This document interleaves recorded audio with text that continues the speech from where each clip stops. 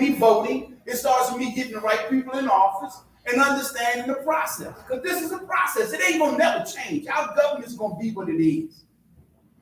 Regardless if you're a Republican, or a Democrat, or a liberal, whatever it is you want to call yourself, it's another 400 years gonna be the same thing. Yes, anybody else got one couple more? Yes, ma'am. Hello, I'm Danielle Valliere. This is my son Jack. He has played for your organization for 6 years. And he wanted to be here today to honor you. The things that you at the top have taught coaches and the assistant coaches and the boys and the things, they're invaluable. He has carried them with him since he was little and will continue. And I am very upset. There's no football player. I have to parent my own child now. I used to run 153 feet when they're not doing their homework to say one thing to a coach. Oh, yeah. Thank you for everything. All the things you have taught them will be things they carry for the rest of their lives. Thank you. Exactly. What organization are you with? Falcons? Okay, so you with the Dirty Birds. Yeah. And see, and guys, I'll be straight up and honest with you. It was tough. It was tough. And the thing is, I think people were waiting for me to make that decision, to make that call. I would have Zoom meetings and talk to the guys, and we're gonna have a season, yes, and this and this and this. And then when I start putting protocols in place, just so you know how everything went down, I can't have one association telling me they're gonna do this, and then I got 3 other ones telling me they're not. If I'm telling everybody to take temperatures and wear masks as coaches, not players, because we know, and to sanitize your footballs, and sanitize this, and do this, kids need to wash their uniforms every night. I can't control that. I'm not a high school, I'm not college, I'm not pro. And some of our families, because of the socioeconomic differences, might not have a washing machine, might not be able to do the things we're asking. And then not knowing that the high schools weren't, as of right now, weren't even gonna let us use their fields on Saturday. So hopefully next year we'll be ready to roll again. And you'll be you got a year to get yourself a little bigger, a little stronger. And I ain't worried about you being tough, because you playing over there with them Dirty Birds, and I know them, that's a tough group of people. Last one more. Anybody? Yes, sir. Thank you for being here. You mentioned you lost your parents within 30 some odd days. You're roughly 10 years old or so. What was sort of your defining moment at that time that sort of set you on your path? You know what? And I apologize. The deciding moment for me, and this is a dark moment. I was out one night with some friends of mine, and we were doing some things we weren't supposed to be doing. I burglarized a Lionel train shop. I don't know how old I was, 13, 14, somewhere in there. And it's crazy that I got in some trouble 6 months later, and they took my fingerprints and all that kind of stuff. Well, they matched my fingerprints to the burglary that took place at the Lionel train shop that was about 3 blocks from my house. So I was out late one night, because back then it was, my stepdad did his own thing, but he was there.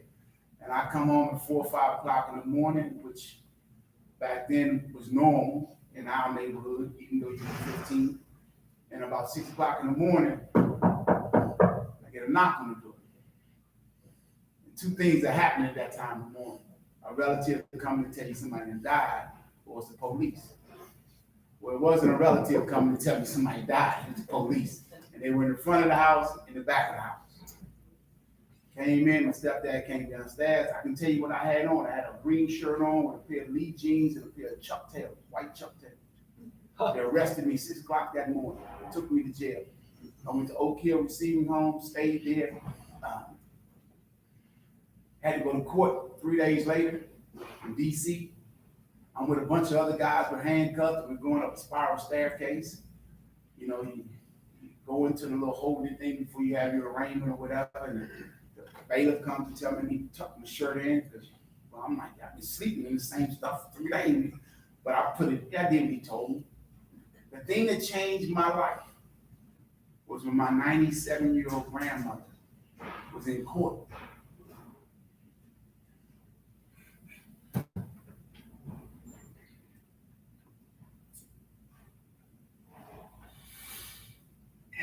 And she reached out to touch me. And Vader pushed her back. Because all she wanted to do was let me know she was dead. I told my grandmother that day when I got out, I'll never get in trouble again. Because something as simple as somebody trying to give you a hug that loves you was taken from me that day. And I caused that. So I played football, and every time I tackled somebody, I tried to drive them through the bottom of the earth. And I'm just being honest with you. And from there, it led to bigger and better things. But that was the changing point in my life, was my grandmother being in court and not being able to touch me. And it broke me. It broke me. So, like I said, I can tell, good. Thank you for sharing that. I didn't. No, that's I fine. didn't expect. That's fine. I mean, like I said, I don't come with a PowerPoint. I come with me. I'm gonna tell you exactly how it is with me. I'm not an angel. I mean, I think I'm one now. What you think? I mean, and I've known this young lady here since she was tiny. Tiny. I still go visit them for Christmas for, oh man, the best Christmas party. Anyway. Anybody got anything else before I leave? Yes, sir. Julius, in your travels, how did you get Ellsworth JC? Is that Iowa? Yes, sir. Iowa Falls, Iowa. I played against them back in the 50s. 60s. Okay. The 50s. Yeah. Okay. Anyway, how did you happen to go there and then get on to the U of A? I mean, make those moves. Well, the thing is, coming out of high school, I got recruited by just about everybody.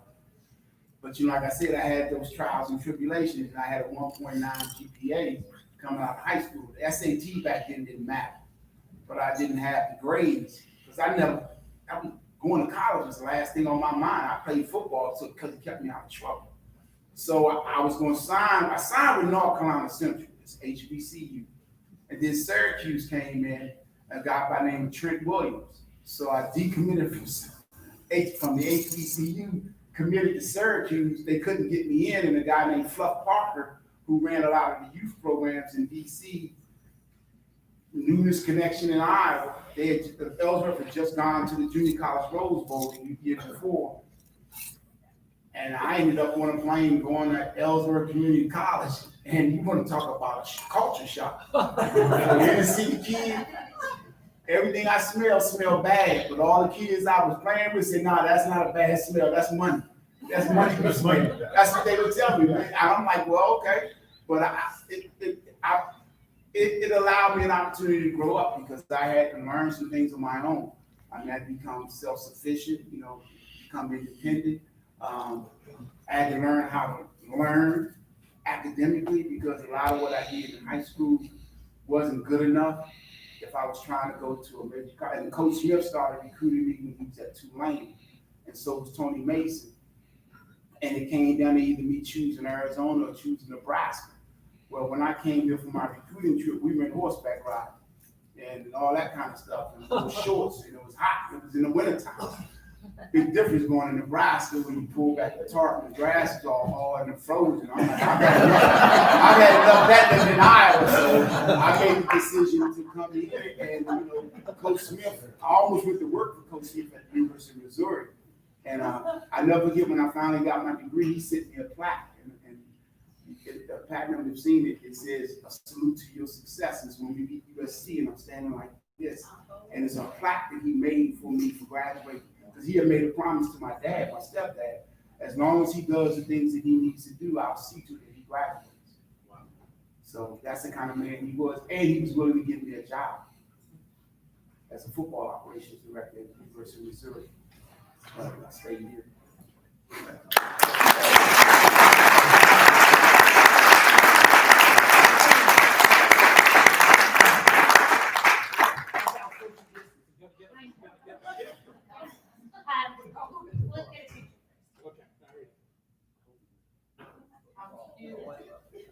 All right, Julius, we have a Make Way for Books library, so we have all of our keynotes signed in the back of the book and we put it in our library. So if you want to take that, yeah, I'll get it.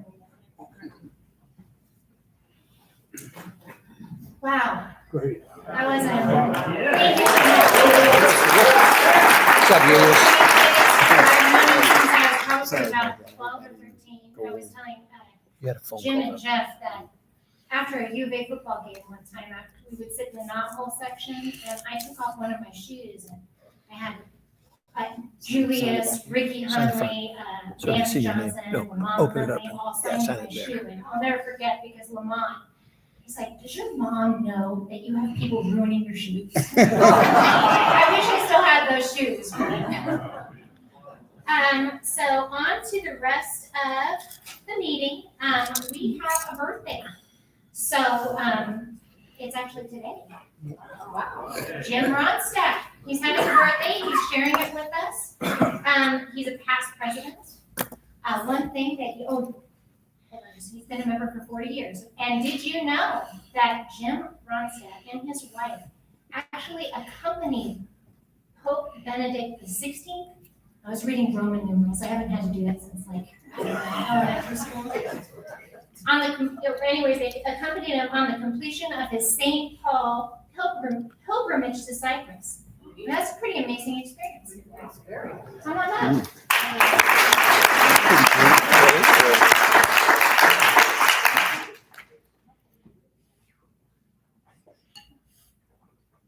40 years doesn't seem possible.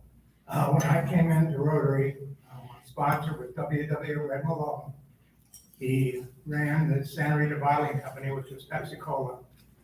And a great friend brought me into Rotary, and Larry Nelson was the president of the club. And the first thing he told me, he said, Jim, I want you to help me with this new Polio Plus program. Wow. 40 years ago. Anyway, I'm gonna check, start my great-granddaughter's Paul Harris, Eleanor Ivy. Thank you.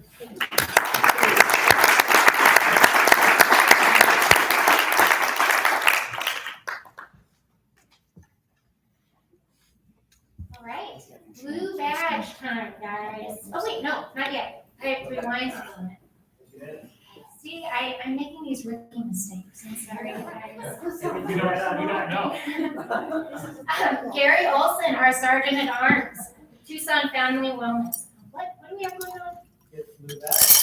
Blue badge. All right.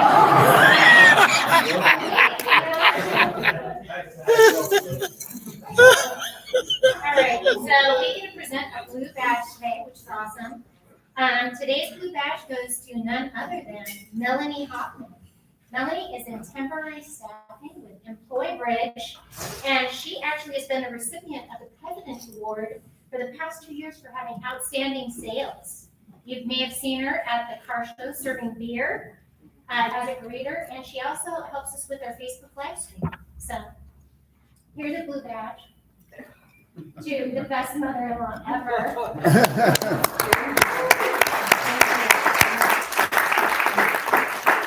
Thank you all. It's really been a joy meeting everybody and getting to know you. Hopefully I can become more active as time goes on and COVID gets out of here. So thank you.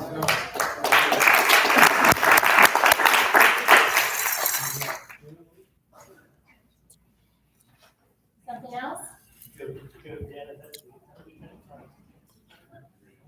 It's a mute button. Joe. I like that drink. Same or different? Stopwatch for 45 minutes. Okay. Wow, what an inspirational meeting. Let's hear it for President Jen. What a great meeting.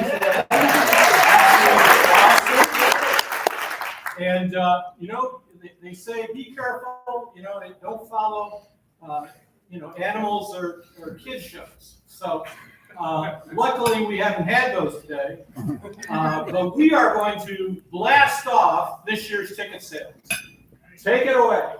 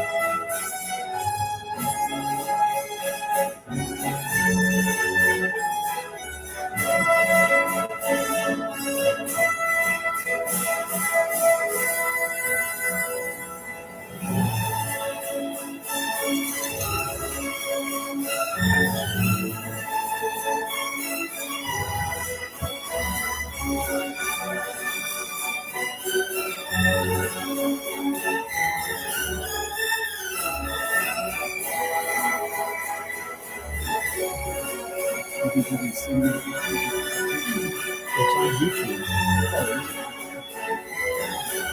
It's streaming live right now, and then we post it forever.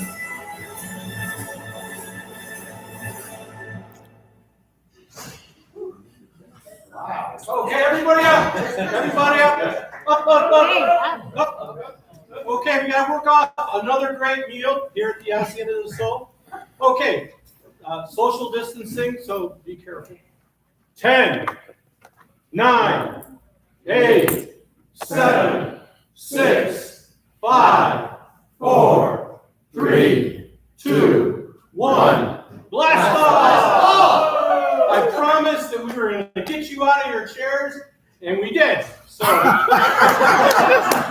let's have a little intro to our program today. We're going to talk about the why. You can have a seat. The why of the car show. Why of the ticket sales. We support great charities. We have, going now into our 14th year, we have a great charity with Joint Technical Education District, as we fondly like to call it, FEMA JTED. And past President Jim Levinsky, our Centennial Chair, wrote that it's a great concept, JTED's concept, of preparing young people for quality employment and or college stands out because it will help our young students and improve our regional economy. Sound pretty good? Yeah. Is that something we can do when we sell a ticket? Support? Absolutely. What's the other great charity? Make Way for Books. Roger, how many years have we supported Make Way for Books? This will be the 5th.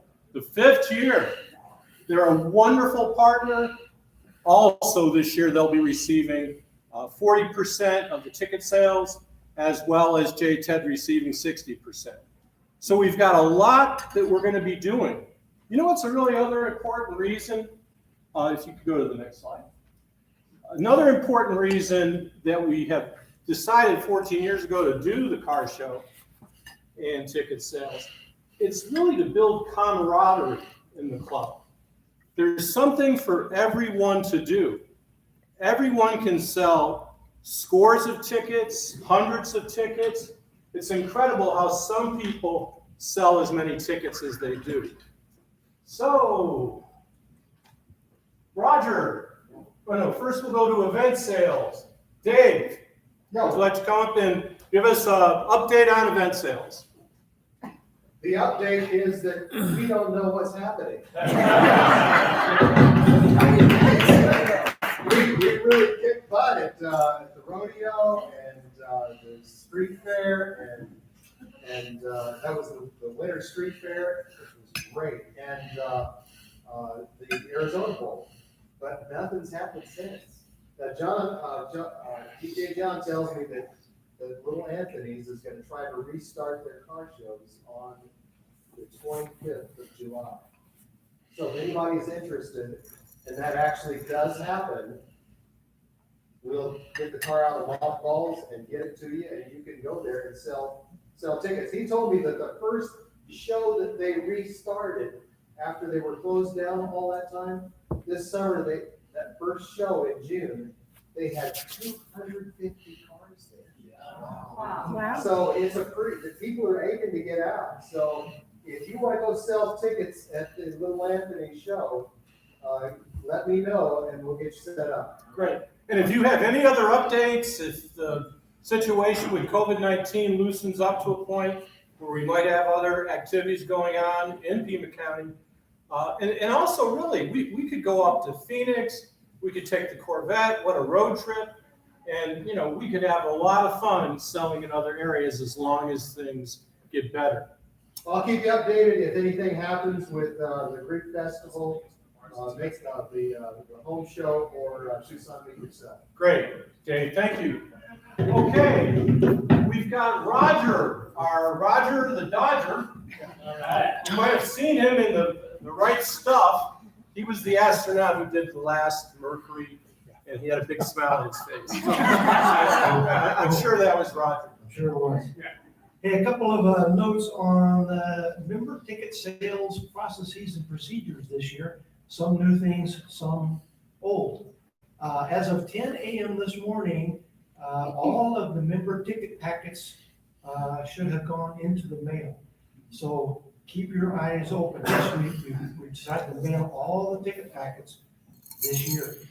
It's always been a struggle to get the ticket packets to everyone when we have, under normal circumstances, and under current circumstances, we decided to mail them to also watch the mail.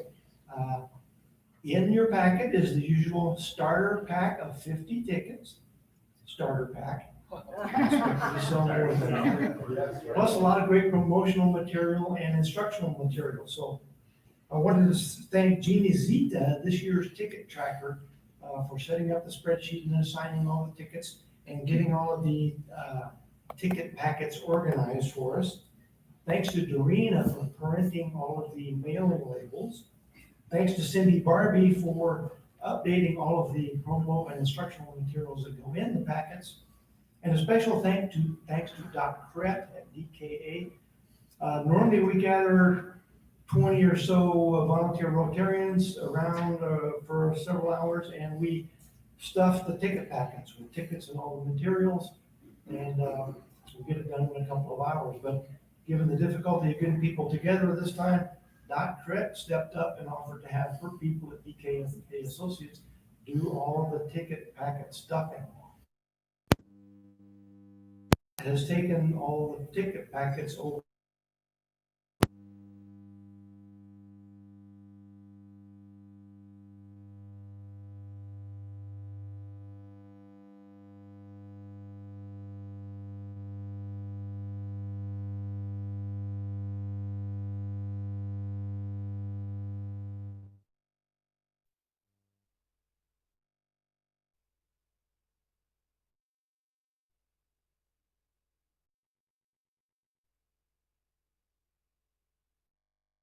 Drop it off to me or Jeannie Zita, and we'll get it deposited. But around 12 August is when we like to start collecting the money. Same thing with raffle stubs. If you have stubs that you want to turn in and give them to me. And if you need, when you need more tickets, not if, see me, and we'll figure out a way to get you some more tickets. Want to remind everyone to direct their buyers to the website to buy their tickets. That's always been a great way to buy tickets. This year, it may very well be the best way. Your buyers can go on and they can select to have their tickets mailed to them or have them held at will call. If they want them held at will call, then we'll print their names and contact information on the stubs and get the stubs in the raffle barrel for them. So that's a perfect contactless transaction. So I encourage you to give that some serious thought. Remember, now when you sell tickets online, those are not the tickets that you get in your ticket packet. Those you need to sell person to person. Or a lot of people like to buy those tickets for themselves or for their family members or to give away to whatever. You're welcome to buy those. And a couple ways to do that, you can go online and buy them online. Just check the box that says, I am a Rotarian buying tickets already given to me at the club. Or if you want to buy additional tickets, you can check the box that says, I'm a Rotarian buying additional tickets. That allows us to keep track of where all the tickets are, who has tickets and how many. Another way is if you want to buy your tickets is Dorina is kind enough to bill you on your dues invoice. So take advantage of that if you like. Also, one more thing, a lot of people like to buy tickets and donate them to personnel at Davis-Monthan Air Force Base. We're going to do that again this year. Just let us know several weeks before the show that you want to do that, because it may take a little longer to get them out to DM this year. And if we don't have a show, then we'll have to figure out a way to collect the ticket stubs from those folks. So we just want to some more details to follow on the process and procedures. And but I want to thank everybody who's been working behind the scenes to get these ticket packets out and make it all happen again. And remember that If we don't have a show, then the raffle may very well be our only revenue stream. So we want to ask everyone to redouble their efforts for ticket sales this year. Joe? Great, thanks, Roger.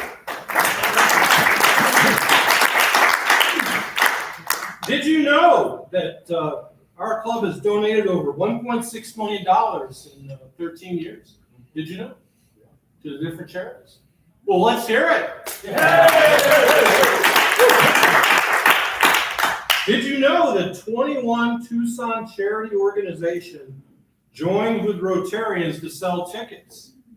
And they actually get a 60% commission on that. And what's the best way to work that? Ask the charities that you work for, the not-for-profits. It's a win-win situation. We talked about Make Way for Books, and they're going to get 40% this year. Pima JTED is going to get 60. If you drive by the Innovative Learning Center of Pima JTED, and it's at 3300 South Park Avenue, there's a Rotary sign that's illuminated. Ooh. And this will be off I-10 in the Bridges development. Okay. JTED does a ton of things. It gives young people opportunities to become licensed nursing assistants, registered medical assistants, 3D animation, drone operator, automotive robotics, business startup, culinary arts and nutritional arts, cybersecurity and artificial intelligence, engineering, aerospace, and mining technology, healthcare foundation. So what a wonderful program to partner with for our 100th anniversary. As you heard Roger said, plan A is we have the car show and ticket sales as we've had for 13, 14 years. If we have just the ticket sales, we have a great Corvette to raffle, 2007 Corvette, or $15,000. We've got a shopping spree at Sam Levitt's, Tucson Appliances, medical massage, and car care certificate as well. We can do this and have a great ticket sales. Thanks for all you do. All right.